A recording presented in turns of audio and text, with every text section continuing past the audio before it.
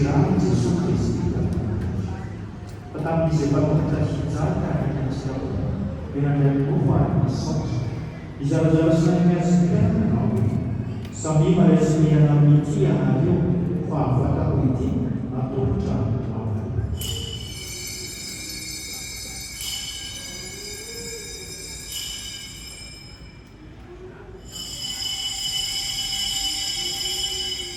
Usamanya bersama dengan tradisi disokidai akan biasakan namanya. Sambil meresi sebuah witi yang ada, pada isi sirah rayu dengan fakir yang mana fau sama saya. Ada juga menarik suatu semua ufamilan fauna atau zau ufar